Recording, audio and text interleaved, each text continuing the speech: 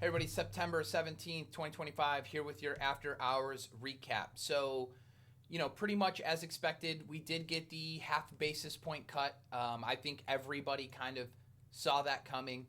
And then you kind of looking at the dot plot projections, we might be getting another cut or two potentially for the remainder of the year, which I think seems to be kind of in line with general consensus. I don't think that seems wildly off. While we were, kind of having Jerome Powell speak, at first it kind of started with an absolutely massive move up for the Russell. And you did kind of, at least in the RTY and the futures, you did go see a high and then, a bit of a rejection off that high. I don't really want to make too much of that because a lot of stocks, in particular, the NASDAQ recovered very well. And really, when you look at the NASDAQ, you wouldn't even know that there was, FOMC today. I mean, just a little bit of a shakeout, and then you close right in your high. So even though you have a pickup in volume and it's a red day, I wouldn't make too much of that. We'll kind of see what happens tomorrow. But ultimately, you had a bit of a shakeout in some of the leaders. I did get knocked out of Palantir for flat. I did not rebuy it off of this 50-day, but ultimately, no loss on this name. You did come right into the 50-day, and you rebounded right from there. If we can kind of take out this little flat pivot, I could see myself buying some back over 171.5. And then your Tesla, congratulations to the patient ones in Tesla. I heard a few days ago, you should sell it into the strength or you're going to trim. And the answer is no. I'm not doing anything with Tesla. This is a weekly chart breakout. I'll see you guys at 500. That's just kind of my feeling on it. I'd rather give back open gains than to sell this monster too soon. Huge day for Chinese equities. Baidu, don't really know what was going on, but this thing had a big gap up overnight, held all of those gains, closed at the highs. Absolutely fantastic. My PDD finally got going today. It was one of my better performers in the portfolio. Nice little gap up, trying to kind of take out this little flat pivot. And just when I look at this weekly chart, there's just also not a bone in my body that wants to sell a potentially emerging theme, with Baba, coming out of a big weekly base, with Pinduoduo, with Baidu, with Billy, with TME. I mean, these names are just incredibly powerful right now, and I won't be too surprised if your TME is out to a new all-time high or really taking out that 2021 level in just a few weeks, maybe even a few months. Who knows? Still tons of strength in a BE. This thing is, wild. Awesome to see. Up another 8-9% today. The quantum stocks are just flying. I know IONQ had a little bit of news in after hours. I think it was kind of, recycled news, but that just doesn't really matter in this market, right? Recycled news, fresh news. News is news. And this thing's gapping up a little bit as well overnight. Definitely not a new buy here. Incredibly extended. I thought the buy was on 9.9. Superb move. Oklo, another one of those. Just, a bit of a washout. I didn't have to do anything with it. I got myself down to a nice half-size position, or half of what I initially had. And now I can just kind of let this thing work. And hopefully, we get that 100 plus, 110, $20 blow off. Kind of a move in an Oklo would be sweet. So, the market was pretty good. The only thing that kind of didn't react the way I thought it would, even biotechs, when you look at the XBI, I thought, held in there pretty well at first. And then all of a sudden, even with the Russell, then this thing started selling off. So this was a little bit of a surprise. And then same thing with the XHB, right? It was a bit of a surprise as well, where, again, it started to ramp. And then all of a sudden, kind of closes on the lows. A bit unexpected. I really didn't think that that's kind of how this was going to play out. It's like you get the quarter point cut. Everybody sees the quarter point cut. And ultimately, the NASDAQ rebounds best. Once again, we'll just kind of show the NQ to close the day. And this thing I thought rebounded best. In fact, took out it's like intraday high. So that was nice. And then the ES also held in there very well, which is the S&P 500. So NASDAQ, S&P 500 held in there really, really well. The Russell, for some reason, had the bigger spike of all the indices and then kind of gave all of it back and then closed a little bit at the lower half of its range. Meanwhile, again, the NASDAQ and the S&P 500 closed best. But ultimately, I think, home builders and biotech's a little bit of a surprise. Solar stocks, they did act a little bit better. Sedge bouncing off the 50-day and just a nice little multi-day run into FOMC, effectively coming up to 9.5s highs and just taking a little bit of a pause there. I thought FSLR today was acting fairly well. A little bit of volatility, but as was everything else in the market. You had Uber, of course, not acting all that great on news that Lyft and Waymo were partnering for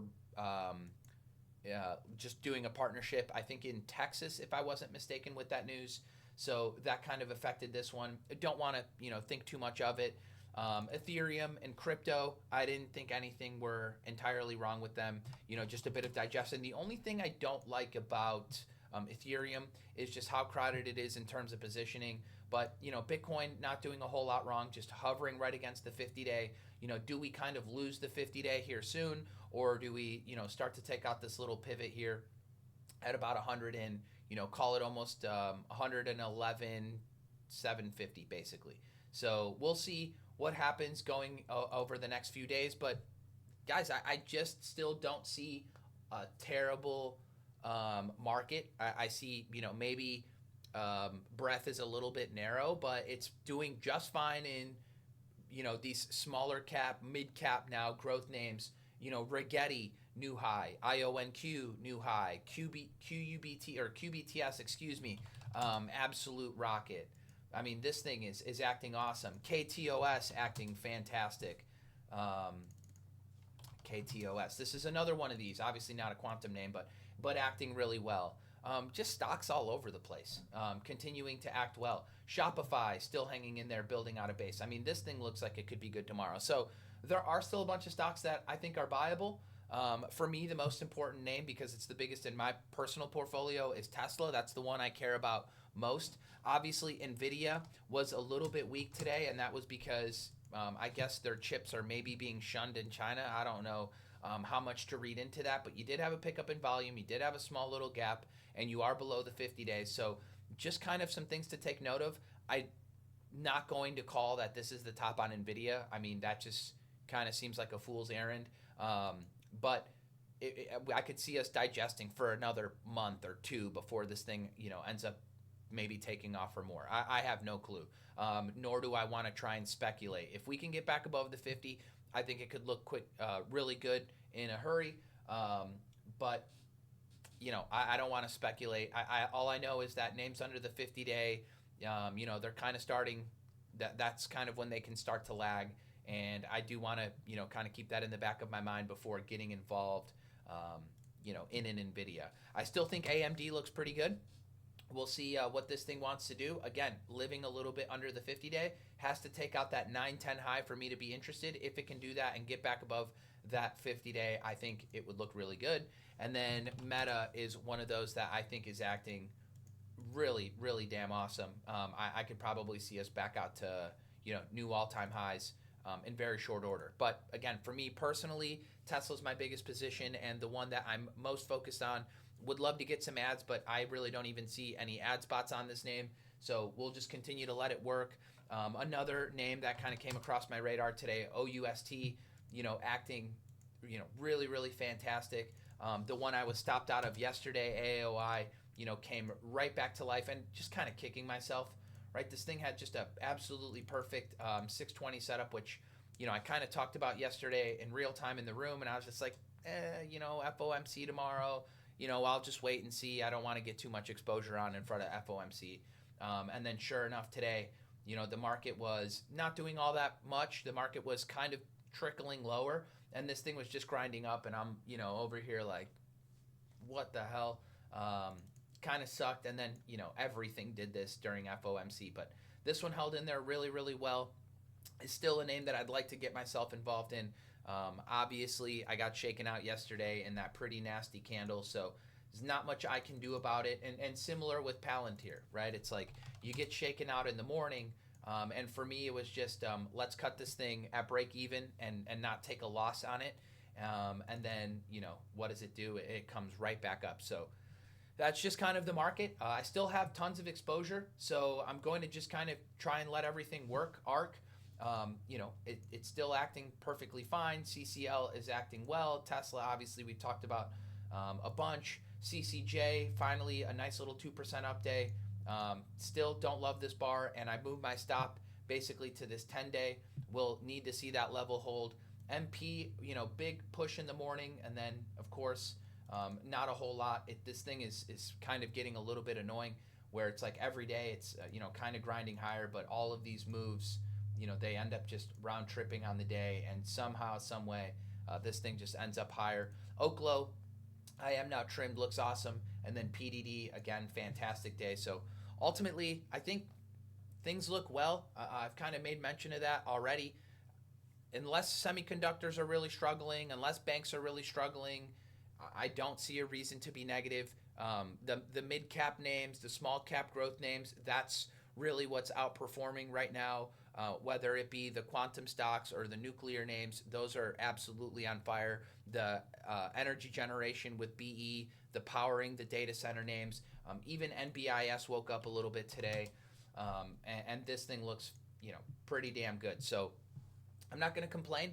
I think, like I've said about a dozen times now, I think the market is fine.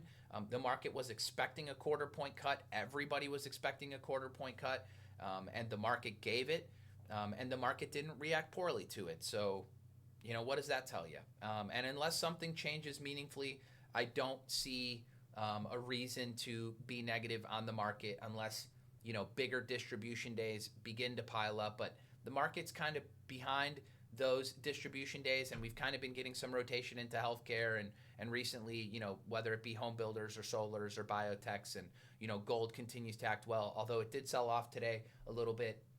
Nothing totally notable, and the dollar did perk up off the bottom. So just something to keep an eye on, right? This is a what would be considered an undercut and rally. So you kind of undercut this prior low of June or July, excuse me, and then you rally from there.